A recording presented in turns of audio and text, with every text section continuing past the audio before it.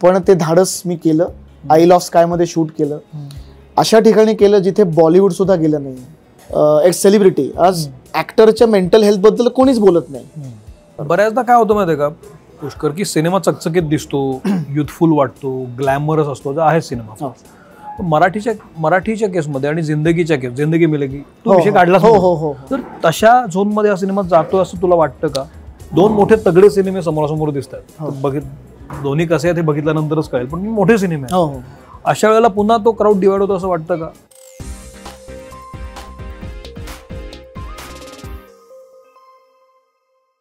नमस्कार, मी सौमित्र पोटे, मित्र म्हणे लाईमलाईटमध्ये मी तुम्हा सगळ्यांचं स्वागत करतो. आज सध्या लाईमलाईटमध्ये असलेला सिनेमा आहे मुसाफिरा. अनेक दिवसांपासून त्या सिनेमाची चर्चा सुरू आहे आणि त्या सिनेमाबद्दल बोलण्यासाठी आज आपल्याकडे त्या सिनेमाचा गब्बर सिंग अर्थातच पुष्कर जोग आला. पुष्कर, तुझं खूप स्वागत करतो. Thank you sir. पुष्करला बघितलं की हल्ली मला सिनेमे आठवत नाहीत. मला एवढंच आठवतं की तुम्हाला कुठेही परदेशी जायचं असेल तर पासपोर्ट नसला तरी चालतो, पण पुष्कर लागतो. कारण सातत्यानं तू परदेशात सिनेमे करतोय. हा सिनेमा सुद्धा स्कॉटलंडला आहे आणि पहिल्यांदाच असा सिनेमा आहे की जो जिथं शूट झालेला नाही. असा हा पहिला सिनेमा आहे मराठी जो स्कॉटलंडमध्ये शूट झालाय त्या ठिकाणी. ऑब्व्हियस पहिला मला प्रश्न असं वाटतं की मुसाफिरामधून तू पुन्हा डिरेक्शन मध्ये म्हणजे पुन्हा एकदा डिरेक्शन पण आहे, युथफुल सिनेमा आहे. असं काहीतरी ट्रिगर होतं ना आपल्याला की आपण हा सिनेमा करूया. असं काय ट्रिगर झालं आणि ही गोष्ट लिहायला सुरुवात झाली?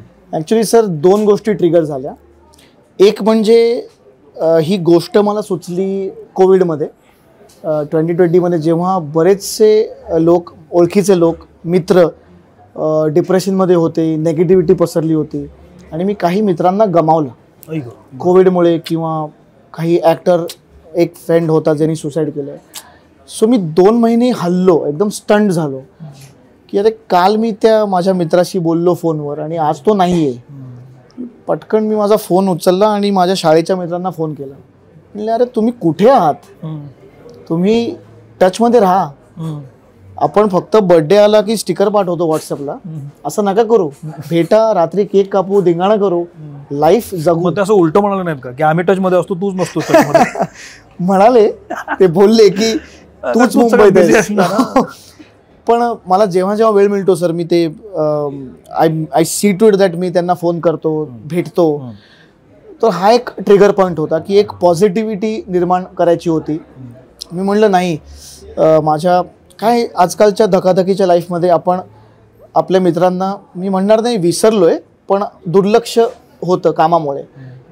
सो ते एक पॉझिटिव्हिटी मला आणायची होती. आणि दुसरा एक, it comes from a personal space, जिथे की मी प्रत्येक वेळेस एक चांगली कलाकृती देण्याचाच प्रयत्न केलेला आहे. विक्टोरिया म्हणा, बाप माणूस म्हणा, जे काय सिनेमे आहेत. तर हे मला सारखं, जिथे आपण म्हणतो ना की थिएटरमध्ये प्रेक्षक येत नाहीत मराठी, मग ट्रोल आम्हाला करतात की अरे तुम्ही दर्जेदार कलाकृती द्या. बरं ठीक आहे, दर्जेदार दिली तर तुम्ही याल का?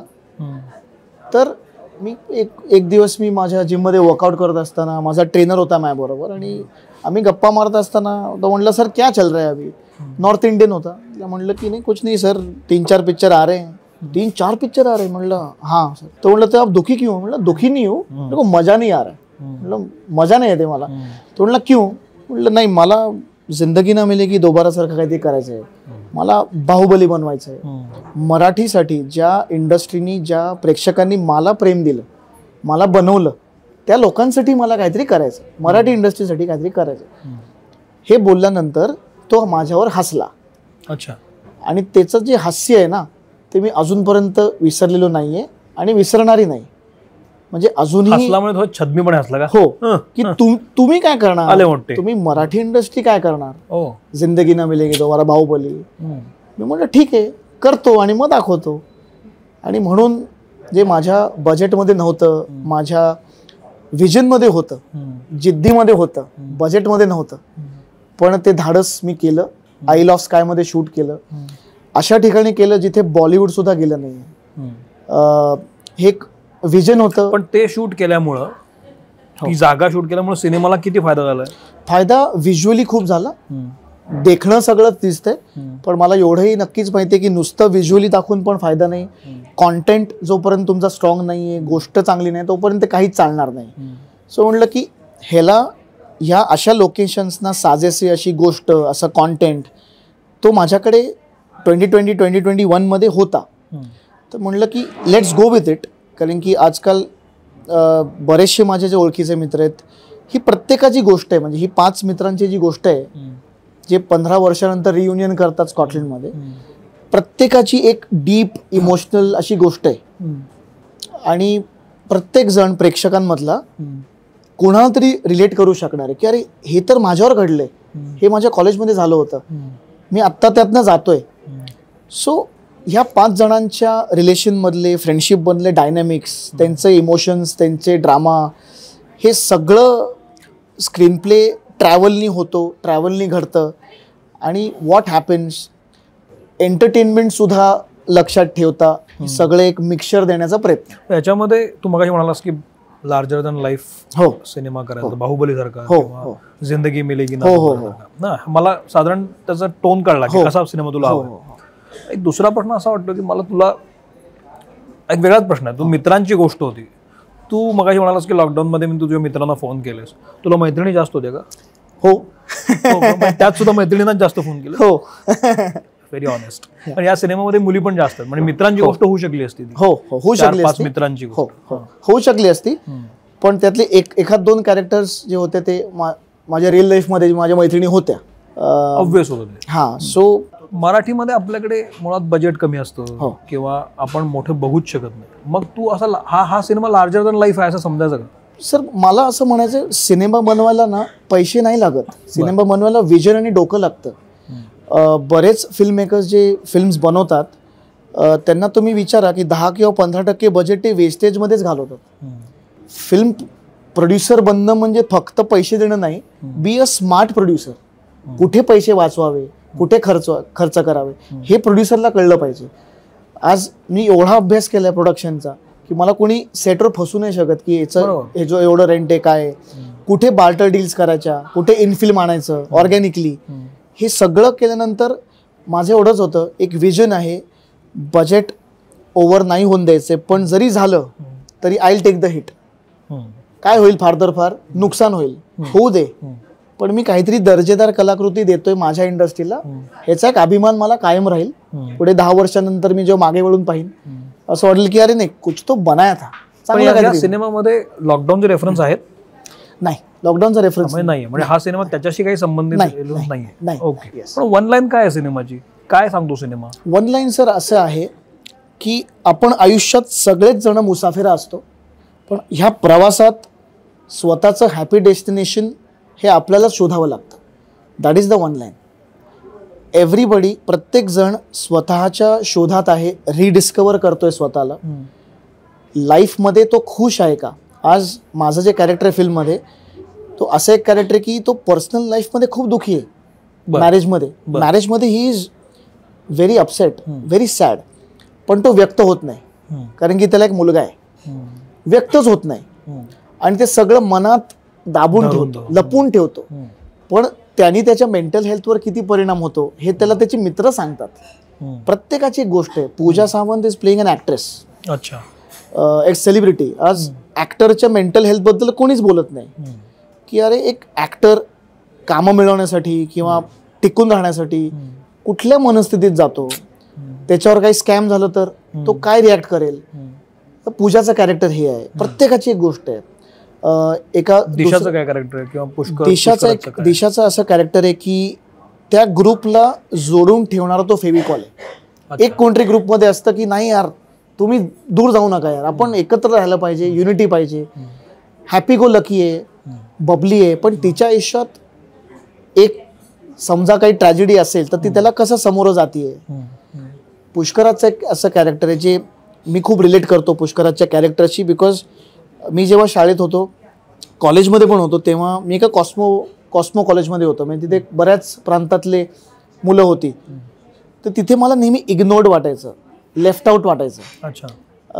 त्या कॉलेजमध्ये गुजराती, दिल्ली हे सगळे लोक होते, मिक्स होते. आणि तिथे मला असं वाटायचं अरे मी पुण्यातल्या कॉलेजमध्ये आणि मला का लेफ्ट आउट फील होत आहे. पुष्कराचं कॅरेक्टर हे की प्रत्येक एका ग्रुपमध्ये एक असा मुलगा असतो की ज्याला लेफ्ट आउट वाटतं, इग्नोर्ड वाटतं.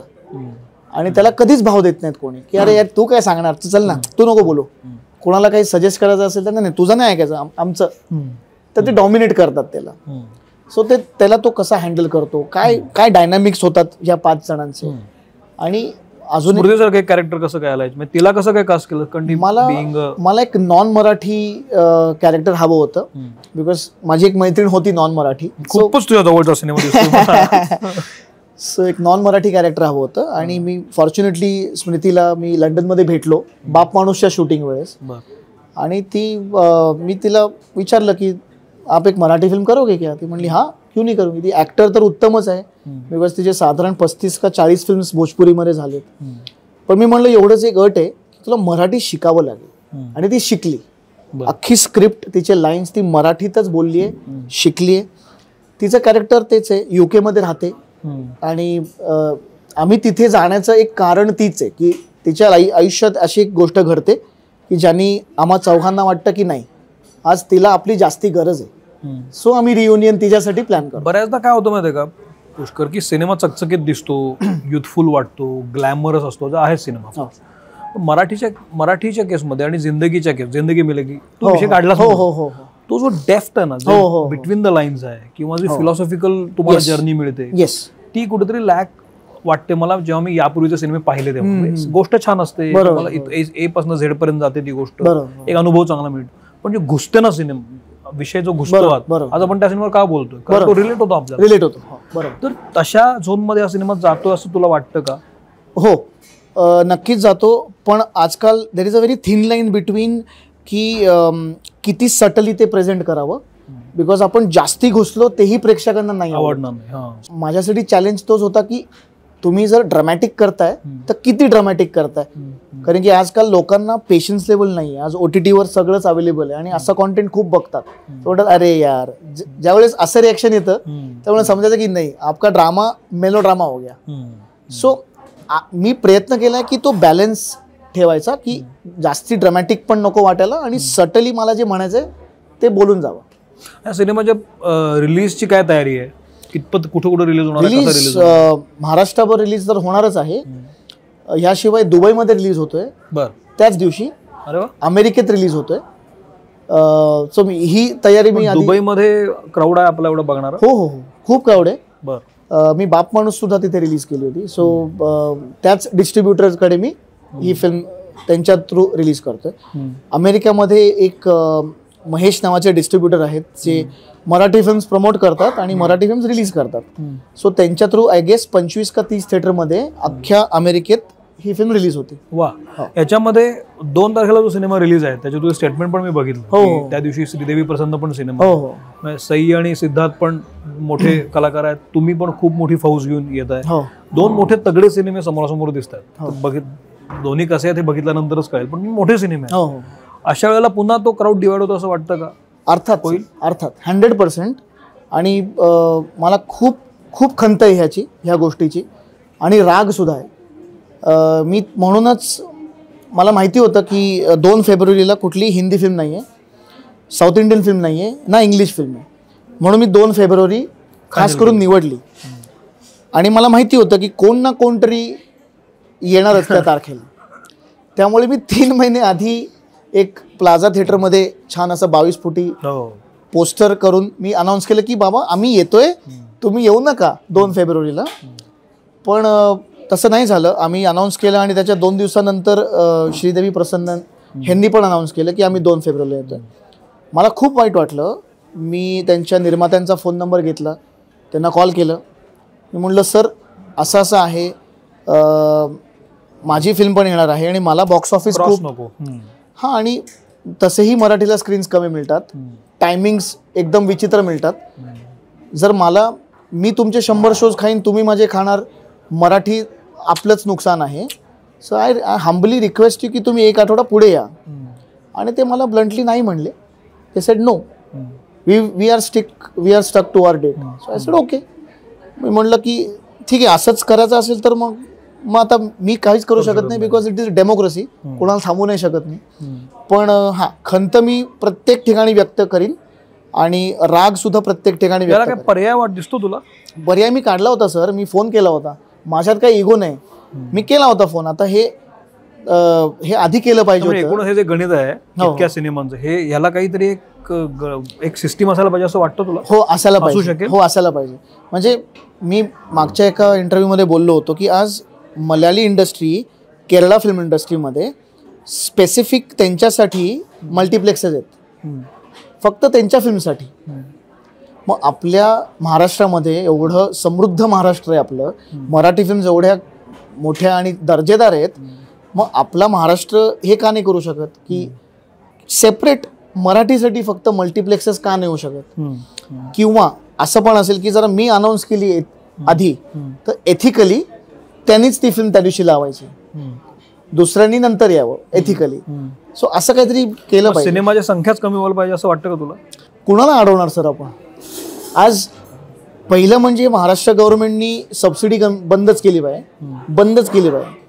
कारण की आम्ही इथे येतो, बजेटचा न विचार करता दर्जेदार फिल्म करतो, मग तिथे फक्त सबसिडीसाठी फिल्म्स बनवणारे येतात, एक फिल्म करतात, डिप्रेस होऊन परत कधीच फिल्म प्रोड्यूस करत नाहीत. सो मग तो त्याचा फटका आम्हाला लागतो. तू सातत्यानं वेगवेगळे सिनेमे केले, विक्टोरिया केला होता, बाप माणूस सारखा आला, आता तू हा सिनेमा करतो. तूच लिहिलेला सिनेमा, डिरेक्ट केलेला सिनेमा आहे. तुला असं वाटलं नाही एक वेगळा लेखक घ्यावा याच्यामध्ये, किंवा डिरेक्टर वेगळा घ्यावा, त्याला एक वेगळा अँगल लिहिला पुरुष? नाही, गोष्ट माझी आहे, पण लिहिली आहे फिल्म इमियारा आणि अंबर हडपनी. फक्त गोष्ट माझी, आणि काही सीन्स मी त्यांना सांगितले तसे त्यांनी लिहिलेत. कारण की I am not a writer, ते माझं एक्सपर्टीज नाही, पण गोष्ट मी सांगू शकतो की मला असं पाहिजे. सो इमियारा आणि अंबर हडप यांनी ती छान लिहिली. हा, स्क्रीन प्ले, डायलॉग्स. इमियारानी स्क्रीन प्ले लिहिला, अंबर हडपनी डायलॉग्स दिले. ओके. आणि डिरेक्शन वाईज मला अजिबातच हाऊस नव्हती की ही फिल्म डिरेक्ट करायला. पण मी जेव्हा काही डिरेक्टर्सना भेटलो आणि मी त्यांना विचारलं की तुम्ही कशी बघताय ही फिल्म, तुमचा अप्रोच काय आहे, तर मला जाणवलं की बरेचसे जण अजून ओल्ड स्कूलच आहेत. आज आपण मोबाईलवर एवढ्या मोठ्या मोठ्या OTT प्लॅटफॉर्मचे कॉन्टेंट बघतो. पीपल आज लोकांना ॲव्हरेज कॉन्टेंट नकोय. बरोबर, करेक्ट. क्लिशे कॉन्टेंट नकोय. टेकिंग पण म्हणतोय मी, टेकिंग अप्रोच जे काय तुमचं स्क्रीन प्ले आहे, आज तुम्ही लोकांना फसवूच शकत नाही. सो मला असं वाटलं की नाही यार, वो आजची फिल्म झाली पाहिजे, कंटेम्पररी अर्बन फिल्म झाली पाहिजे, जी माझा लंडनचा मित्र सुद्धा, मराठी मित्र म्हणेल की अरे नो, मला जिंदगी ना मिलेगी दोबारा सारखा फील आला, मला ना हँगओव्हर सारखा फील आला, मला हॉलिवूड. तो एक अप्रोच टेकिंग वाईज हे मला कुठेतरी लॅकिंग वाटलं. आणि म्हणूनच मी म्हणलं की नाही, चला आपणच करू. आणि ऑफकोर्स म्हणजे मला सपोर्ट खूप मिळाला सगळ्या ॲक्टर्सचा. मी एक ॲक्टिंग सुपरवायझर ठेवला होता सेटवर. अरे वा. सो मी जेव्हा ॲक्टिंग करीन तर मी त्यांना सांगितलं होतं की सर मी ॲक्टिंग करतोय, माझ्या चुका तुम्ही प्लीज सांगा, कुठे चुकतोय 10 वेळा रिटेक करा. कारण की जेव्हा तुम्ही काम करता तुम्हाला कळत नाही की कुठे एक्सप्रेशन जास्ती झाले, लाऊड झालं. सो ते पण होते. आणि ऍक्टर्सनी सगळ्या कमाल काम केलं. म्हणजे पूजा, मला असं वाटतं की हा जो सिनेमा तू म्हणतोस की जगण्याबद्दल बोलणारा सिनेमा आहे, आणि असं जगण्याबद्दल बोलणारा सिनेमा असेल तर तो लोक नक्की बघतील, कारण फ्रेश पण आहे आणि दिसतोय पण नेटका. तर हा जो सिनेमा 2 तारखेला येणार, 2 फेब्रुवारीला, तर तो तुला खूप साऱ्या शुभेच्छा. Thank you sir. आणि हा सिनेमा खूप चांगल्या पद्धतीने चालू. Thank you so much. आणि मराठीमध्ये एक नवीन त्या दृष्टीने पर्व येऊ दे की ज्याच्यात फ्रेश पण दिसतोय सिनेमा, सांगतोय पण काहीतरी. तर असं मला वाटतं. नक्कीच. खूप साऱ्या शुभेच्छा तुला. मित्र म्हणे लाईमलाईट मध्ये हा एपिसोड कसा वाटला मला जरूर सांगा. सबस्क्राईब करा, कारण कॉन्टेंटफुल प्रमोशनचा हे एक मीडियम आपण सुरू केलंय. कारण फक्त छान सिनेमा म्हणून काही होत नाही, तर नेमका काय सिनेमा आहे हे कळलं तर लोक त्याला येतील. तर हा आपला सिनेमा आहे, युथफुल सिनेमा वाटतोय मला. तर तुम्ही जरूर थिएटरमध्ये जाऊन हा सिनेमा पहा आणि कसा वाटतो तो याला सांगा. येस, नक्की सांगा. बनवलेला सिनेमा आहे. तर thank you Pushkar. Thank you sir. Thank you so much.